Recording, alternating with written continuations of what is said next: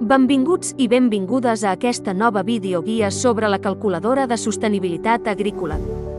En aquest tutorial, aprendrem com autoritzar un tercer o una entitat perquè pugui gestionar la vostra calculadora de sostenibilitat. Aquest procés és essencial per delegar la gestió del vostre quadern d'explotació amb seguretat i eficiència. Per autoritzar una persona o entitat, primer hem d'entrar al quadern integrat d'explotació. Podeu accedir-hi des de la web del quadern directament o a través de la pàgina de Producció Agrària Sostenible. Introduïu Producció Agrària Sostenible al vostre navegador per arribar-hi. Un cop a la web, cliqueu l'enllaç de la calculadora situat a la part dreta i seleccioneu Calculadora de Sostenibilitat Agrícola. Desplegueu la tercera pestanya, Accés a la calculadora de sostenibilitat del quadern integrat d'explotació, i cliqueu a l'enllaç del quadern integrat d'explotació. A continuació, seleccioneu el mecanisme d'accés, vàlid o GK, per identificar-vos en el sistema.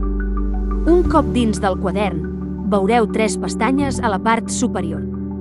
Per gestionar les autoritzacions, accediu a la segona pestanya, Autoritzacions. A la part esquerra, desplegueu el bloc clicant la creu vermella i cliqueu sobre Autoritzacions per accedir a la secció específica.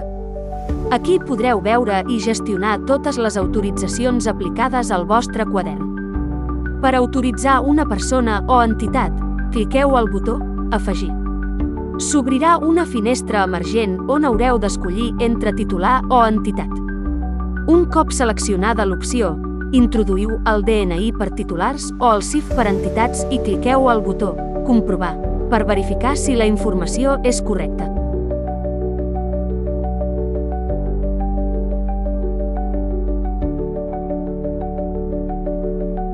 Si necessiteu corregir la informació, podeu utilitzar el botó Neteja per esborrar el text i introduir-ne un de nou.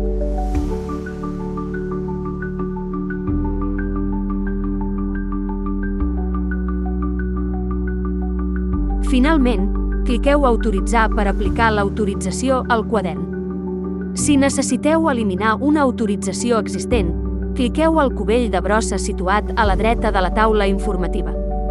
Les autoritzacions eliminades no desapareixen de la taula, el seu estat simplement canvia a cancel·lada.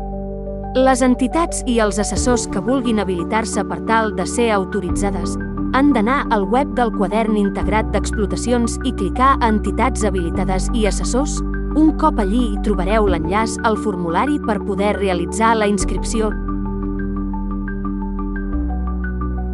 Amb aquests passos, ja sabeu com gestionar les autoritzacions al quadern integrat d'explotació. Delegar la gestió de la vostra calculadora a un tercer o a una entitat és un procés fàcil i ràpid, però també requereix atenció per garantir que la informació sigui correcta. Gràcies per seguir aquesta videoguia.